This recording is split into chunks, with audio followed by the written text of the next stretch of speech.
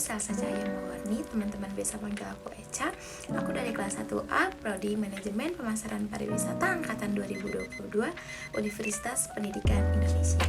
Sebelumnya pasti kalian semua pernah dengar kan tentang motivasi, atau biasanya kata-kata motivasi, dan mungkin pernah belajar tentang apa sih itu motivasi. Nah, aku bakal bahas nih. Secara etimologi, kata motivasi ini berasal dari bahasa Inggris, yakni motivation, yang artinya adalah daya batin atau dorongan. Berarti pengertian motivasi itu sendiri adalah dorongan yang dijadikan sebagai dasar dari semangat seseorang guna mengerjakan sesuatu untuk mencapai tujuan tertentu. Arti dari istilah pengertian motivasi ini juga bisa kita artikan menjadi segala hal yang menyebabkan adanya semangat atau dorongan dari dalam diri seseorang untuk mengerjakan atau mencapai sesuatu. Nah, motivasi ini juga bisa berasal dari diri sendiri maupun dari orang lain. Dengan adanya motivasi, seseorang juga bisa dengan antusias dan semangat dalam mengerjakan sesuatu hal, baik itu hal yang positif atau hal yang negatif. Berbicara tentang motivasi, sebenarnya banyak para ahli yang membahas tentang ini, dan banyak juga para ahli yang menyalurkan pendapatnya tentang pengertian motivasi ini. Tetapi ya itu yang bisa saya simpulkan secara garis besar, motivasi itu adalah dorongan dari eksternal maupun internal terhadap individu agar mereka semangat untuk mengerjakan sesuatu, atau mereka juga semangat untuk mencapai tujuan tertentu yang mereka tuju. Nah, dilihat dari faktor eksternal atau internalnya motivasi, kita bisa mengambil contoh dari internalnya dulu nih. Nah, kalau misal internalnya, misalnya kita mempunyai inisiatif untuk mencapai tujuan kita, apa sih cita-cita kita, dan tujuan kita tuh kayak gimana sih, mau jadi apa sih gitu. Nah, itu juga keinginan kita untuk mencapai tujuan itu juga salah satu contoh dari motivasi, dari dorongan diri sendiri. Berarti kita mempunyai inisiatif untuk mencapai tujuan itu. Nah, jika dari faktor eksternal ya, misalnya dari orang yang menasehati kita atau memotivasi kita juga biasanya kalau lagi down, kita juga membutuhkan orang yang memotivasi kita nih, yang bisa bikin kita semangat lagi, bikin kita nggak pasrah lagi gitu. Nah, dari orang-orang yang bisa menasehati kita, bisa mendorong kita jadi lebih baik, lebih semangat lagi, itu juga faktor eksternalnya. Nah, kemudian selanjutnya kita akan membahas tentang teori motivasi. Yang pertama ada teori kebutuhan McClelland, yang kedua ada teori ERG Alderfer, yang ketiga ada teori hierarki Maslow, yang keempat ada teori harapan Pirum, yang terakhir ada teori Frederick Herzberg.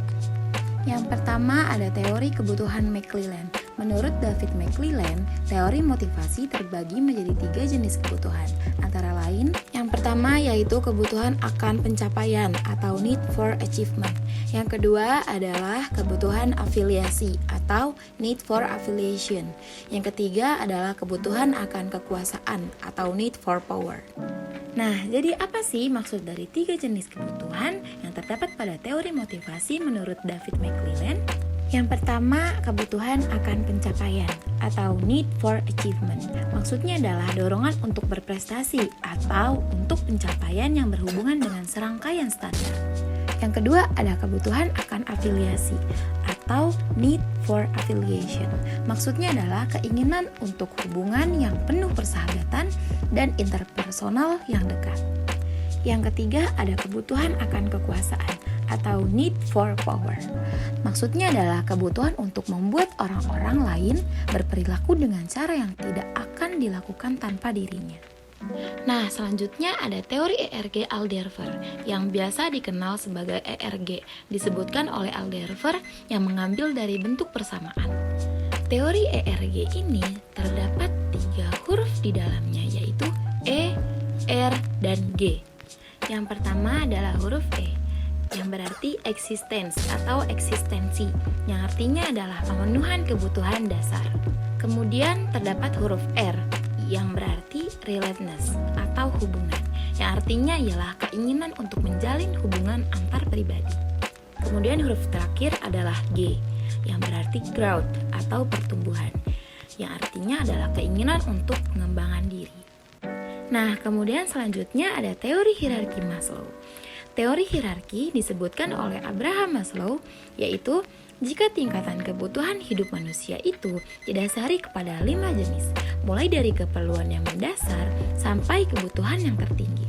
tingkatan hierarki yang dimaksud di atas adalah yang pertama ada kebutuhan fisiologis, yaitu keperluan hidup manusia yang sangat dasar, seperti kebutuhan akan pengembangan diri, pemenuhan ideologi, makanan, minuman, pakaian, tempat tinggal, serta keperluan lain untuk bertahan hidup.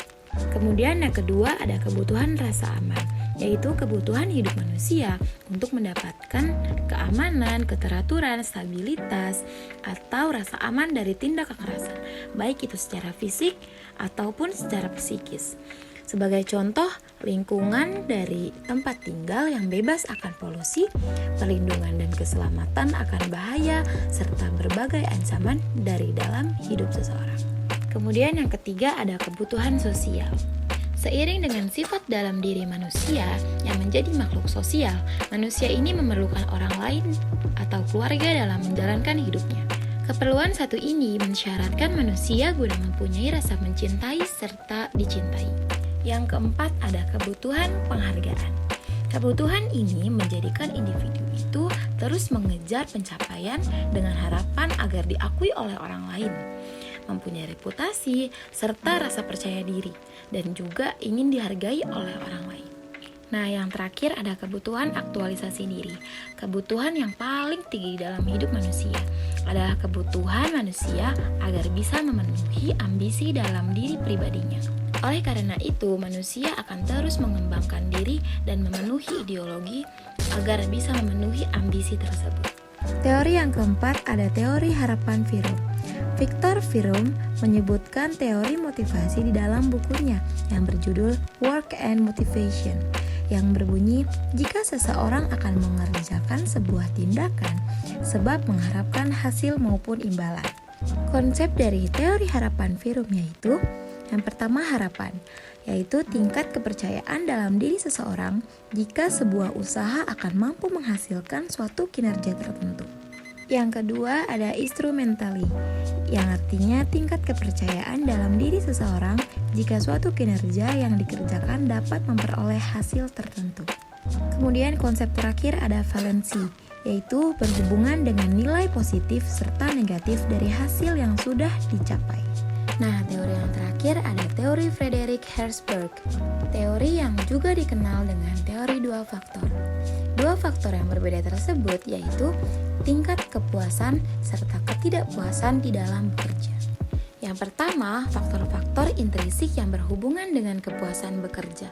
Kalau faktor ini ada, akan membentuk motivasi yang kuat yang menghasilkan prestasi kerja yang baik. Nah, apa aja sih faktor-faktor pemuas kerja tersebut?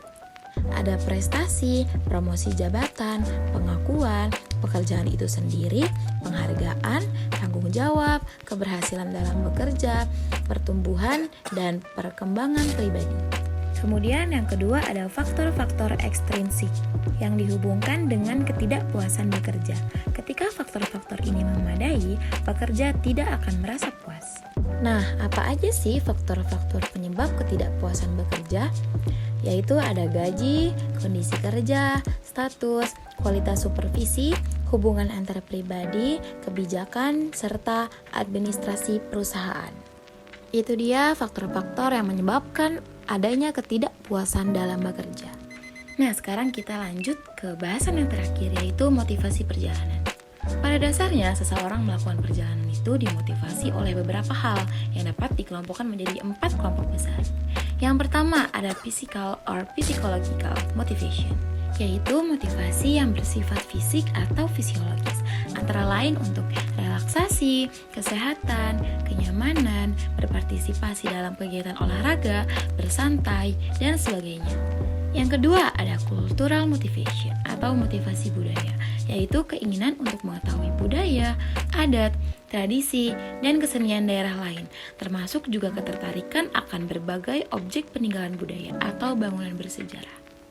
Yang ketiga ada social motivation atau interpersonal motivation, yaitu motivasi yang bersifat sosial, seperti mengunjungi teman dan keluarga, menemui mitra kerja, melakukan hal yang dianggap mendatangkan gengsi, dan melakukan ziarah.